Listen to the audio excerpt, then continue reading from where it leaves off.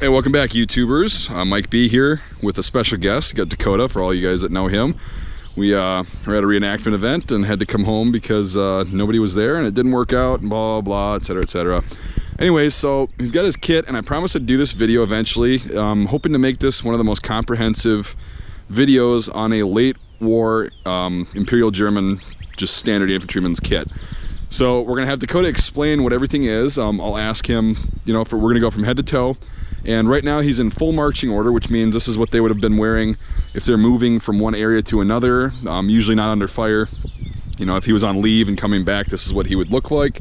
This is all the gear that they were issued, most of it, and this is what a typical soldier in 1918 would have looked like. So we'll start with, of course, everybody's favorite, the M16 Stahlhelm. You want to talk a little bit about that? Oh, well, there's not a whole lot to say. It's just a really good design. It covers, you know, the side of my head, my neck, makes a great rain hat. I mean, it keeps water and stuff off, but importantly, what it's for, it keeps dirt and debris and chunks of whatever the shells are throwing up off of me.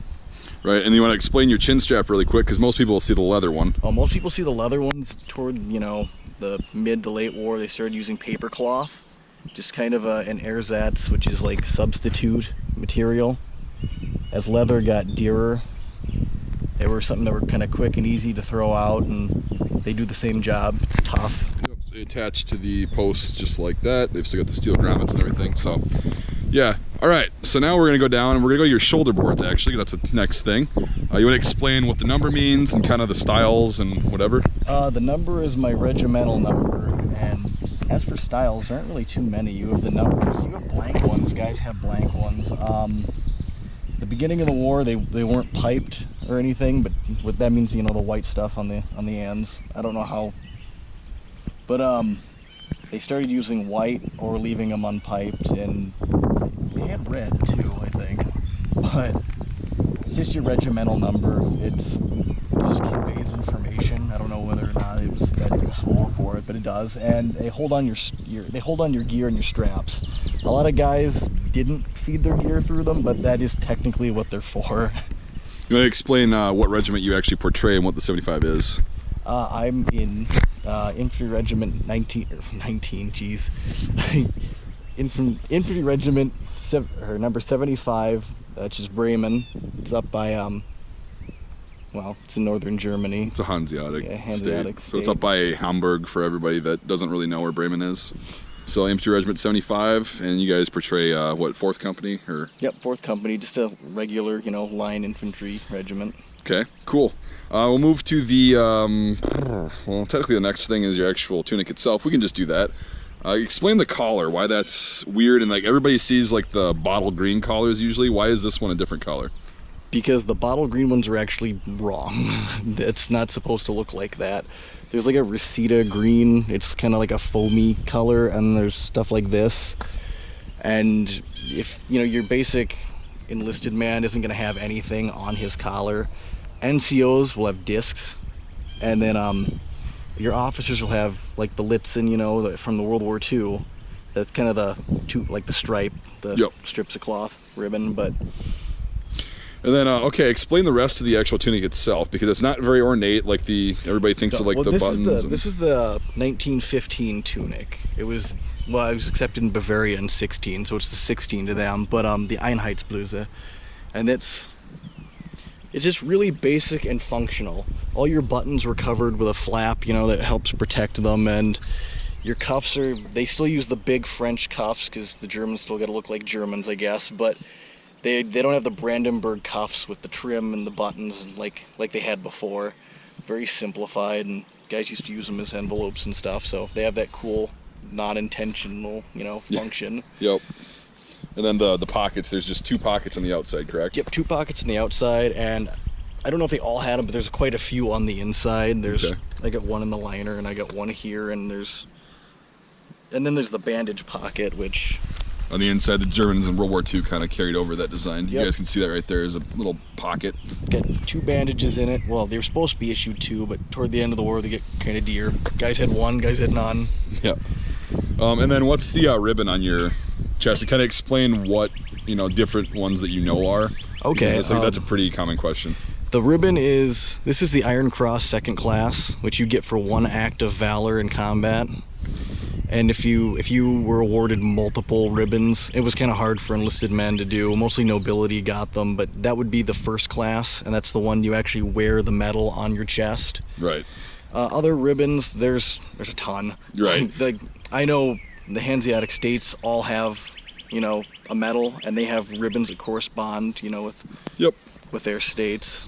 Yeah, so that's, I mean, a lot of soldiers you see in pictures have the Iron Cross Second Class ribbon on there. So it was really common because right. It was a big war. There was a lot of brave shit going on. Yep, exactly. So yeah, and then that just kind of explains the tunic. It's a little more simple. All right, we'll go to your tornister now. Now it's kind of weird. You just kind of talk to the camera as loud as you can back here because I'm going to kind of. All right, I'm trying. Can you hear me good? Yeah, you should be good. So explain from your Zelt on down. Okay, the canvas thing is my Zeltbahn, which is my shelter half. You get 2 guys, they can make a pup tent. It's also your rain cape, a ground sheet.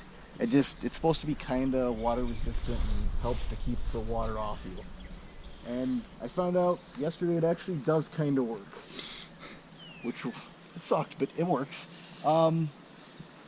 That's kind of all there is to that. It has a ton of functions. It's just your shelter, it's your rain cape. If you had to, it kind of makes another blanket. It's not warm, but it adds another layer. Right. Underneath is my blanket. Men weren't issued blankets, but they tended to bring them from home. Ordinarily, you would have your Zeltbahn and your greatcoat, your mantle, and that would be what you attach to the pack underneath. Okay, so the greatcoat would have been here a lot of times. Yeah, the greatcoat would normally have been there. I was wearing mine, which is why it's not on the pack. Yeah, so they weren't issued blankets, so then this one would have been. Was it more common to have them carrying blankets, or was? Yeah. The German army decided that the mantle was enough. That's what you supposedly that in your Zeltbahn would keep you warm enough to survive. Kind of like the French, yeah. Yep. But basically, almost every soldier is like, you know, that really doesn't cut it, and they tended to get their own stuff from home. Right. So, yeah, okay. And then I just got my mess tin lashed to the back, which is how they did it. 2 straps for it. It just keeps it out of the way. It's the easiest way to carry it. It's kind of a big piece of kit, so it's really the only thing they can do with it is lash it somewhere. Right. Yeah, it's out of the way. It's, you know, it is what it is. Inside the tornister would probably be my extra clothes, my you know, fresh underwear, socks. It's where my rifle cleaning kit is. It's where my leather conditioning kit is. If I carry any louse powder or anything like that, your basic toiletries and necessities all go in the tornister. Okay. You carry your whole life in here pretty much. Yeah, and it's spacious compared to other packs of the time, like the US pack, the 1910 pack. And yeah. Well, and the good thing is that they carried so much in them because they dropped them off. You get to the trench or wherever is relatively safe behind the lines, and you dump the whole bag. Right. So when you go home, you get rotated off the line, you know, that's all your stuff. Right on. So, yeah, that's cool. Now we're done talking about the tornisters. So what we're going to do is we're going to kind of shift, and I'll just kind of cut this scene, and we're going to go to like a combat loadout without the tornister and kind of show you. It's pretty much the same gear minus the tornister, but we'll show you the different functions of the actual equipment because the tornister won't be in the way in the back. So we'll do that right now. So now you've ditched the tornister, and you've got your Feldmütze, right? Yep. You want to just talk a little bit about that and then the cockades on there? Yep. This is just the German field cap. It looks kind of weird, like a pillbox. But that's what they wore for officers and NCOs. This would have a visor, but the enlisted man generally didn't. You get 2 cockades. This is a camouflage band that's supposed to hide the red, but it's not on there very tight. Underneath that's my state cockade. That's Bremen. Those are their colors. And you wear your state cockade under the national one, these are the German colors of, you know, the German Empire. Yeah, Prussia and whatever. Yep. Pretty much, yeah. Yeah, it's pretty much Prussia. Prussia is Germany. Yeah, they were I am the Senate. So they tended to, there's a buttonhole to feed this through, but a lot of guys covered up the cockade too because they pretty much is a target on your face. I mean, look, target. Yeah, exactly. So That's what you'd wear when you're not wearing your helmet. all right, so now this is more of a combat order, and you got to where you needed to go. You're up on the line. Pretty much the same stuff. To keep it out of my way, I gas masked him from the back, which is, you see that a lot. If I need it, I just flip it around, open it up, and hopefully do it in enough time so I don't die. So would you have ever had it over in front, like at the ready? Lots of guys carry them around just their necks, not around their breast here like this. And that's, well, I'm actually doing a no-no. I'm gonna be killed because I put that under there, Right. which is my bad. But So it would have been over everything. yeah, normally it goes on top of everything because it needs to go on and off the quickest. Right. And they wear it around their necks, and sometimes they flip the cans upside down so they just pop the lid and it would fall out into their hands. No, that's smart. What's the strap that you got holding up your pouches? This is the strap to my bread bag, which is on the back of my belt here. It holds all my food and everything. They carry the strap with them to use as kind of suspenders to support their gear, because your tornister is supposed to do that, but when you're not wearing your tornister, you don't want your belt to sag and you don't want to lose your gear and stuff. So Sure. that just keeps it all where it needs to be. Right, and then just go over the pouches a little bit, because I know these look very similar to World War II pouches, but They're thicker. They carry three clips instead of the two I think the Germans in World War II had. And then it's just a pretty basic three leather cells. They get straps that hold them closed. It makes them relatively waterproof, and they're pretty sturdy. You carry 45 rounds on you, and there are 45 that go in your tornister for a total of 90. But you know, you only take 45 with you. and then why are they black and not brown? Well, they're black because all the leather gear started off brown in the beginning of the war. They decided about 1915, 1916, I can't remember which. I think it's 16. No, it must be 15. It's 15. Yeah, 15. They got the order to blacken all their leather gear because they thought that would subdue it, and that's harder to see than the brown. I'm not sure it mattered, because when you oil your stuff, it gets dark anyway. A lot of guys only oiled stuff. You see guys that disregarded the order, and you have guys that they did blacken stuff, but it rubs off after a while because they weren't issued anything permanent. All right, now we'll go with the belt buckle. Ooh, this is the cool thing with belt buckle. Without your belt buckle, none of your gear works. You can't put anything on. It just has a little clasp that hooks onto the belt, and the belt buckle says "God with us," or "God is with us," you know, in German, Gott mit uns. And this is the Prussian belt buckle. There were a few different kinds. A lot of states had their own.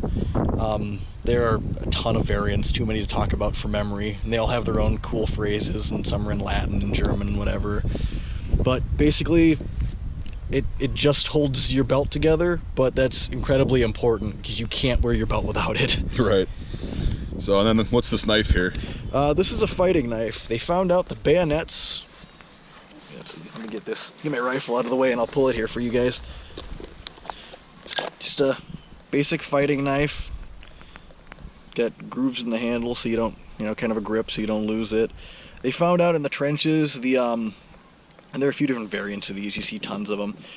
Your bayonet on your rifle was super long because at the beginning of the war they thought whoever had the longest reach got the kill.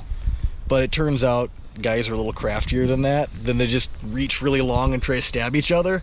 So they started taking smaller knives, fighting knives. Bayonets got shorter, like in World War II. That's why they don't use the long sword bayonets anymore, where they were impractical. But before they shortened them, that's kind of what you get is guys carrying private purchase knives. These weren't issued, so you could buy them at like soldier catalogs and things. That, and it was a cool, kind of just a cool toy too. There were guys who bought them just because, oh my god, this is cool stuff I can carry. But they were really practical because the bayonet is hard and unwieldy. It's like carrying a sword, except you're trying to use it in a hallway, Yeah. You can't rear your arm back, and you can't really reach out so well. So you can maneuver more with that is all. Cool. And how common did you say those were? They're actually incredibly common. Okay. They were private purchase, but they came out of soldier like catalogs and magazines, and tons of factories made them. There are lots of variants, and they're all over the place. Because after a while, they were like I need something to defend myself. This bayonet isn't cutting it. Right. Well, no pun intended. Yeah, exactly. So, okay, now we'll start. So you got this shovel-looking thing on here. What is that? Oddly enough, it's a shovel. Whoa! I know, Crazy! Right? They all got spades.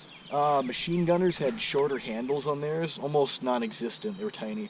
But this is just the common square spade every soldier got for the most part. You wear your bayonet over it on your belt, and your spade is for, digging entrenchments. It's for digging, wherever you're gonna fight, basically. Yep, holes, anything. slit trenches, you name it, yeah. Yeah, it's just. And it can be used as a weapon too, right? Oh yeah, it was a nasty weapon. Those edges are sharp, and actually, before they started doing a whole lot of fighting knives, guys used their shovels, and they used them to the end of the war as weapons. You want to take your bayonet out really quick, yeah, we can do that right now. Just kind of check that out, and then what kind of bayonet is it, and et cetera, because it's pretty long. Say, I don't remember the. Here, I'll take it out. Pull it for me, 'cause I got my rifle. It's like in there. Sorry, guys. It might be rusted in. Yeah, it's pretty rusted in here. I'll hold this. You take your bayonet out. See if I can. And the reason yours is newer looking is because. Well, this is a reproduction, but. That's what they would have looked like at the time, without 100 years of patina on it. Yeah, exactly. You see some surface rust. They tried to keep these as clean as possible, obviously. Mine's rusty because back then they didn't have all this cool stuff to take rust away. You just had to stop the rust from being active. But this is the butcher blade, they called them. I can't remember the numbers. The S9805. The 9805, that was it. These were actually artillery bayonets originally. Artillerymen got them in the old reason is you're firing the cannons and the guns and you're getting attacked. This is to defend yourself when you don't have any, you can't get to your gun and things. It's just like it's a sword, pretty much. That's where that was born from. Originally they had the S98 before they improved it in 05, which was longer and skinnier. And they had the problem with they'd go into guys and then they'd snap. Kind of like the French Rosalie. Yep, long and skinny, but they weren't sturdy. So they started issuing artillery bayonets to everybody. So that's kind of that. If you want to, here. Yeah, we can go over the rifle really quick, I suppose. Well, I just wanted to see if you wanted to. This is how it attaches. Just clicks in. Typical locks. Mauser style. Yep. It's really long with it. I'm about 5'9". There it is. Yep, it's a pretty tall piece once it's all together. So yeah, cool. Yeah, we'll probably go over the rifle last. Yeah, just kind of a teaser, everyone. I'm not sure I can finagle this back in myself. Oh, you might be able to. Here, hold that. I'll get it at least started. Yeah. So it only goes in a certain way too, which is kind of funny. Yeah. All right, so now let's go over your canteen. Just kind of. Talk about that for a sec. That's the early war canteen. Just it's a really light color and everything. That's the light color they wanted to avoid. You had to subdue everything. It's pretty basic. I'm pretty sure it's 0.75 liters, and it's just hold water. But it's pretty necessary. Yeah. They had a screw cap that threads for basically ever, and I think those tended to freeze. So the later war canteens actually come with a cork because, that's not going to freeze in, just pulls right out. You don't get to unthread it or anything. So that was the update. Otherwise, it's the same size and the same basic felt cover. Sure. And then the bread bag? The bread bag. The bread bag is cool. It doesn't look like it because it is just a bag that holds all your food, but it holds basically... When you're not carrying your tornister, your shaving kit and other really important stuff goes in there. A lot of guys carry their hats in there, which is why mine was out, because I had to pull it out of my bread bag when it's not on my head. And it's raining, so I've been wearing my helmet, which is a way better rain hat. But basically just really, really important stuff goes in your bread bag, as well as all your food, which by 1918 the Germans didn't have a lot of. So it was mostly my shaving kit. Right. And probably some bread. So, okay, before we get to the mask that everyone wants to see, Explain these hooks that are like look to be holding your belt up. Well, they look to be holding my belt up because they mostly are. Right. They if you don't have these, all your gear sags, and you run the risk of your belt coming off, because if it's not staying in one place, you'll jostle and it'll come unhooked, and then you lose your gear, which tends to get you killed because you don't have anything to fight with. So that holds your belt where it needs to be. It also makes it look neater, which is a big European Army thing from back then. Everything's uniform, all this stuff belongs in this place, and the belt hooks also help them stay there. But between those hooks and the bread bag strap, that's kind of how all my gear stays where it needs to be, and it makes sure that when I'm fighting, I can make sure I can get to these pouches when I need to get ammo, and I can get to this knife when somebody's coming towards me. Because otherwise it kind of just goes all over the place. So your hooks hold them where they need to be and make sure the belt doesn't sag, which also helps you like pull things out easier. Which, it's not going to work for this because it's a paper cloth holder, so... Right. All right, now let's go over the mask. Oh, right. If you can flip that.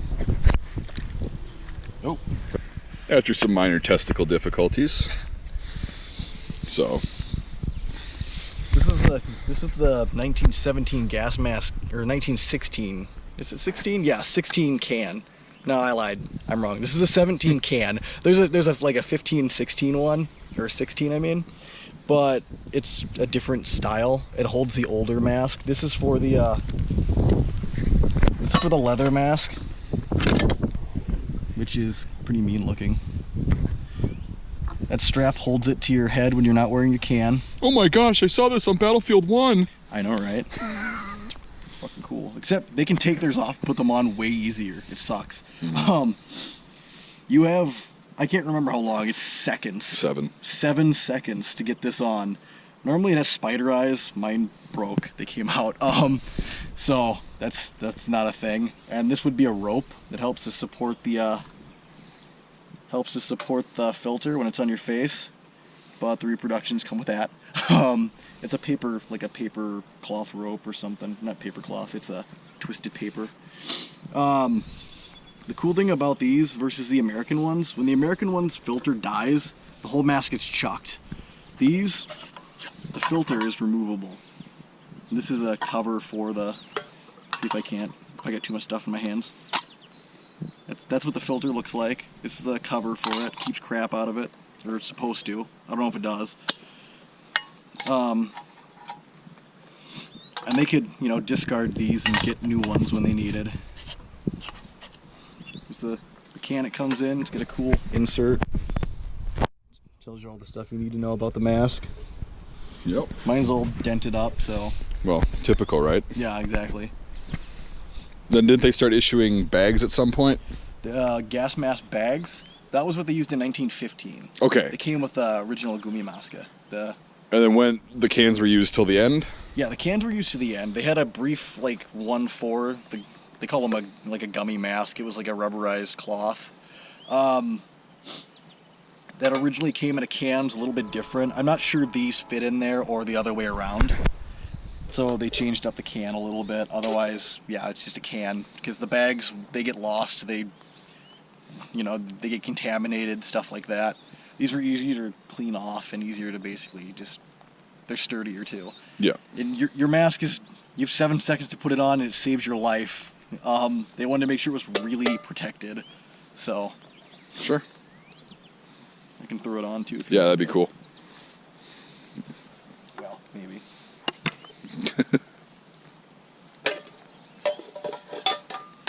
Doesn't fit well, but it'll fit. Gonna be foggy because it's raining out. Well, another thing is you could talk with that, right? Yeah, you could talk with this. I don't know if you can understand me. Yeah. Okay, well. The SBR, the American one and the British one, you can't talk, and that was a big problem. There's a piece that goes in your mouth, so you can't. But the German one, you can. Which, okay, normally they wouldn't put their strap back there, but... Right. And then the French kind of copy this model of mask towards the end. I think so, yeah. I don't know what that's called though, but they basically copied this style. Right, it was a decent design because you got free range of motion on your head. You can see it's small, compact, and Oh yeah. the filter's it's changeable. That's the thing. That's the big thing is when your filter goes, you don't have to chuck the whole mask. Right. So this is what a oh my god, everybody right now is like, I saw this on Battlefield 1. Oh my gosh, it's real life. I'm the guy. I was the Battlefield 1 guy. Right. But no, that's what a German soldier would have looked like in the event of suspected gas attack in 1918. I forgot to mention, right, this is a late 1918 kit, right? Or Yeah. mid to late, so everything, Late 1918, yeah. it's kind of a mix of old gear and new gear. Yeah. Or newer gear. Well, it's mostly all issued like late war gear. I got some mid-war stuff, like my belt isn't colored, Right. but the coloring came off of things too. Sure. All right, well, get your mask off and then, oof, a little windy out. I don't want to put it back on.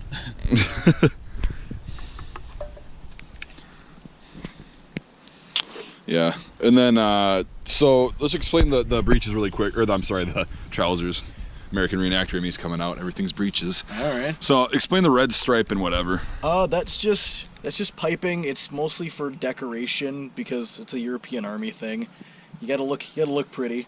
I don't think they did Waffenfarbe the exact same World War I. No, so that's just your infantry's a red stripe, and not all pants had them. Toward the end of the war, a lot of guys didn't have any kind of piping. The color changed to a darker gray. These are like the Feldgrau kind of. They have like a Steingrau, which is dark, and there's everything in between. I mean, they had corduroy pants, and there's a few different variants. But basically, your trousers are meant to be tough. That's the whole thing. Is wool, it's warm and it breathes and it's tough. Right. Now we'll go down to everybody's favorite, the boots and the socks. Which one do you want to cover first? See, the socks, they tuck their pants into their socks. Most guys folded them down, but you see guys who they didn't give that much of a shit. So they see them sticking out of boots. That's actually not cool. You're not supposed to. Your jack boots. This is the marching boot. Pretty much for the whole war. Mine are brown. They should have colored them black. Mine were darkening well enough. This would probably be acceptable. I can't remember the model. I think it's 1895 or something. Yeah, it's something like that. You want to show them the bottoms of it really quick? Oh, the bottoms with the hobnails. Yep. See that on Here, there? go up a little further. Those are basically just to keep the sole together. They get heel irons and. So what's the difference between these and the World War II ones? That's a big question. Oh, really? Yeah. Okay. The difference here on the World War I boots is the seam here on the side. It's in the back in the World War II ones. So that's how you can tell the difference if you find an original pair of jack boots. You can tell. Yeah. Because they look the same from a distance. And they're pretty much the same in almost every detail except that. Right. So, yeah, that's pretty much. Would you say that's about? I'd say for everything? the most part, that's the gist of it. Yeah. What kind of like personal stuff? Like, do you have a wallet or anything? Yeah, I do. I got to do a lot of rearranging here to get into my pocket, but I do have a wallet. Well, let's see how the rearranging goes. Yeah, we're gonna take my rifle. And we're gonna set that there. Get rained on. And that actually might be enough. So it's kind of difficult to get into the pockets if you need to. Well, the reproduction pouches are too big too. This company, they're gonna be replaced. But normally, yeah, it does pose a little bit of a difficulty. This is my wallet. It's not very glamorous, kind of what they look like. Let's see. Sorry, my fingers aren't working because I've been getting rained on. Got my Iron Cross in here. That's the ribbon to this was on my uniform, which is why it has none. Got some other goodies in here.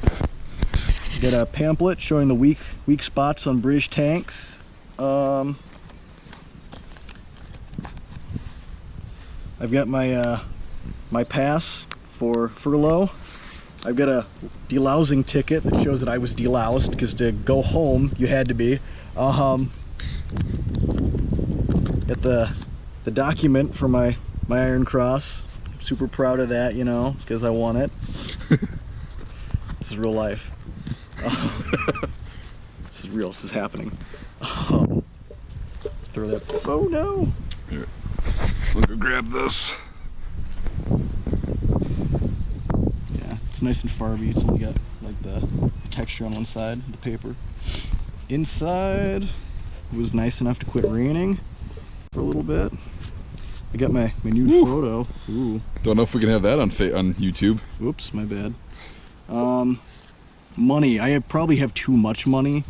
I've got 4 marks, and by the end of the war, I believe the average pay was 67 cents or pfennigs, I guess, or whatever they'd be per day. So I've got 4 marks, and that's quite a bit of money, honestly. Yeah. So let's see, I'm a gambler. I got some French money, and I don't want to be too rough with this. This is original French money from the areas where our unit was up in France. And let's see if I can't get that out without hurting it.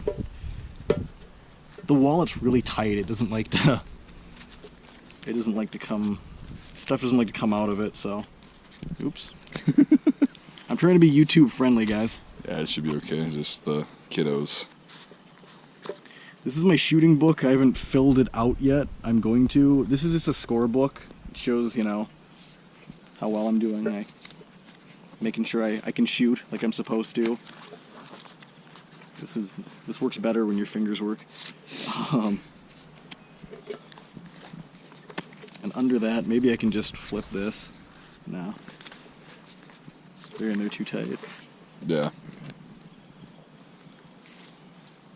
Underneath is my my pay book, which is basically this but says pay book on it. Here, hold that. There we go. So that's different from the World War II ones for sure. Yeah, it's again not filled out yet, but that's got all your information, the gear that you were issued, like where you were recruited and everything. And that'll be, if I lose my equipment, that'll get logged in there and I gotta pay for it. Like, so that's fun. Right. Well, cool. So yeah, that's kind of hopefully this video allowed you guys to kind of see the average Joe as far as a German Imperial soldier in 1918. This is the kind of soldier that would have been fighting the Americans, the French, the Brits, everybody on the Western Front. This is just kind of a basic example, really nothing special or elite or anything. And yeah, his kit's been pieced together for years and from a bunch of different places. So a lot of original photographic evidence and a good support system of fellow historians that helped him out, and he himself doing research. So if you got any questions, you can feel free to post them on this video, and either Dakota or myself will try to answer them the best way possible. We're both on YouTube, and obviously he checks the videos and can help you out with that. So hopefully you guys enjoyed this, looking at a late war German soldier. And like I said, thanks for watching, everyone, and we'll see you next time.